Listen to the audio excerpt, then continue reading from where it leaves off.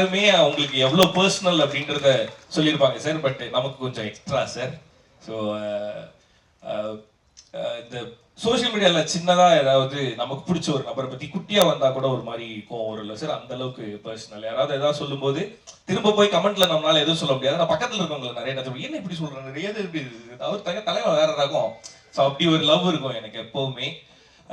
I think நான் ஒரு 8th standard படிக்கும் போது துலாத மனம் படம் வந்து ரிலீஸ் ஆச்சு சார். ஸோ அப்போ வந்து அதுல இருக்க பாடல்கள் எல்லா பாட்டுமே வந்து துலோதலமை, சாரி அதான் சொன்னல சார், எப்பயாவது வளரிடுவேன்ட்டு நான் வளரிட்டேன் சார். 8th ஸ்டாண்டர்ட் படிக்கும் போது துள்ளுதலமை ரிலீஸ் ஆயிருந்தது. அதுல இருந்த பாடல்கள் எல்லாமே ரொம்ப ஃபேவரட்டா இருக்கும். ஸோ அப்போ வந்து எங்கேயாவது பாட்டு ஓடிச்சுன்னா நின்று கேட்டுட்டு போவோம். ஏன்னா என் வீட்டுல வந்து டேப் ரெக்கார்டரோ இல்ல டிவியோ அந்த டைம்லாம் கிடையாது. ஸோ என்னோட கசின் வீட்டில் தான் இருக்கும். அந்த ஆடியோ கேசட்டை வாங்கிட்டு போய் அங்கே கேட்பேன். அப்படியே கட் பண்ணா ஒரு 10th ஸ்டாண்டர்ட் மன்மதன் ரிலீஸ் ஆச்சு. அப்போவும் பாட்டை வந்து வெளியில கேட்டிருப்போம். அப்போ வீட்டுக்கு டிவில வந்துருச்சு. ஸோ மியூசிக் சேனல்ல வரும். அப்போ நின்று பார்த்துட்டு இருப்போம். ஸோ அவ்வளோ பிடிக்கும் அந்த மியூசிக் எல்லாமே. So audio